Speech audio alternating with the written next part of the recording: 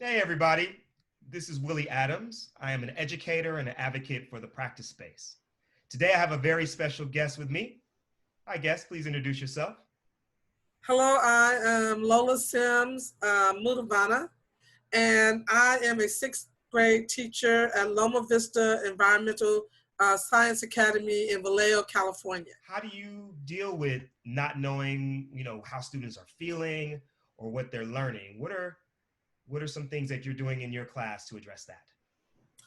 All right, well, each morning I have a segment of my class where we teach social emotional learning. It's the new buzzword, um, but I take it very seriously because I don't think my students will be in the mood for learning if I don't put them in the mood to learn. This class is called social emotional learning, and what we do is sort of like for like 20 minutes. We talk, we do activities together.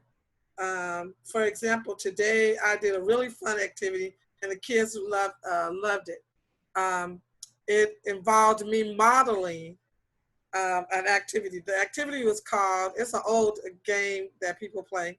It's called um, One Truth, Two Lies. So what the students have to do is they have to um, make up, no, they have to tell three statements about themselves. Now, one of the statements is going to be true, and two of the statements are going to be lies.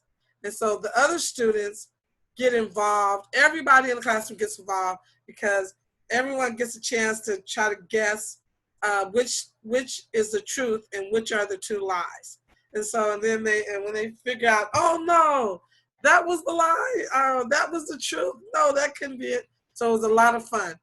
I modeled it first. I said that my truth was that I had 11 brothers and sisters, and for some reason, and then I said that I broke my arm, and that I went skiing in Lake Tahoe last winter, but all of them thought I had broken my arm for some reason. Maybe kids break their arm a lot, so I said I broke my arm when I was 12.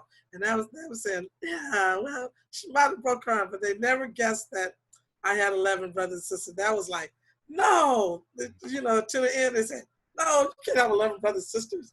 And so they were really getting, they really got to know me, and they told their truths and their lies, and it was just like we were getting to know each other more. And it's kind of like this is a step for connecting and making bonds.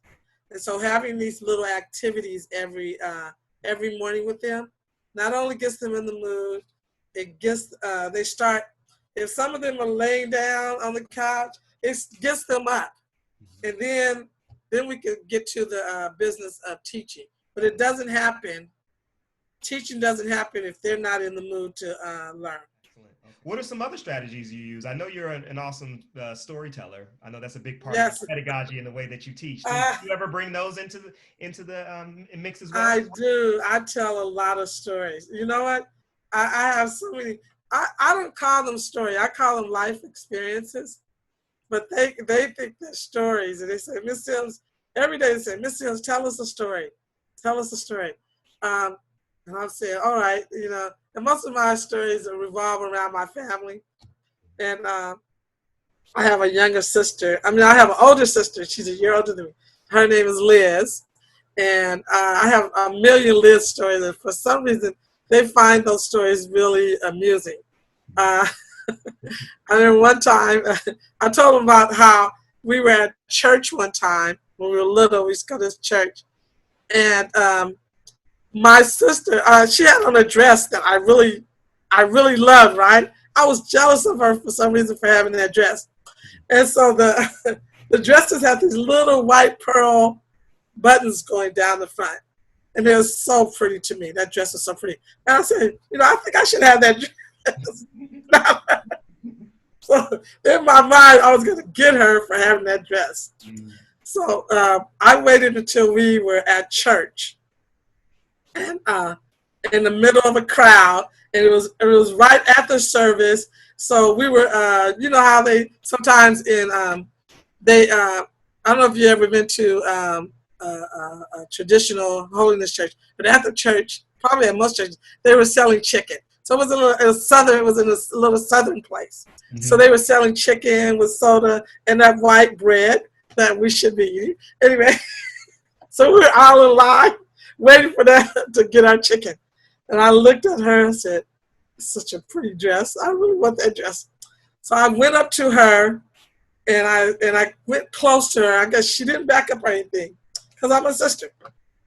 And I quickly pulled the top of the dress and the whole dress opened because Oh my goodness. the pearls were easy to open. And she and there she was with her dress wide open, her slip showing. Oh my Of goodness. course, I did get in trouble later. But all right, my sister. Well, I don't know. Maybe because I was so naughty when I was little. The kids really love my stories. And I tell my live stories. So That's, that was just one. That was just one story. So I tell them stories like that all the time, and they, I don't know, they find them amusing. that's awesome. That's awesome. And you mentioned family. And my last question for you is, what are some things that parents and guardians can do to support their learning at home? Take an interest in what they're doing, review and say, oh look, now they have the and as a teacher, I know that they have a program called Aries or different portals that parents can go to look at their children's grades. Hmm. Um, and then all of this is a way parents can support their children going online, looking to see what the comments the teachers are making, discussing them with your child, not just looking at it and saying, why did you get that B? You better get an A next time. But looking at the comments that the teacher's making and actually saying, you know what, why do you think they said that? Why do you think they made this comment? Or why do you think what do you think you could have done here? Let's look at this. Let's look at this work. All of that supporting your child. And I have a lot of parental support, much more than I've had in regular school. That's They good. are coming out of the woodworks. They are really, especially grandmothers. Um, I think I've met more parents this year than I've met before. I've had to make home visits just to help them with the technology. I just spent an hour today helping a parent and the child um, figuring out how to turn work in, how to use the program. We just spent a whole entire hour together trying to stay 6 feet away from each other with our masks. Yeah. But I'm doing a lot of more home visits, and the parents are coming to me, and that's what I think. I think there's more parental involvement, and and I think parents are being more involved, and they should continue to be more involved.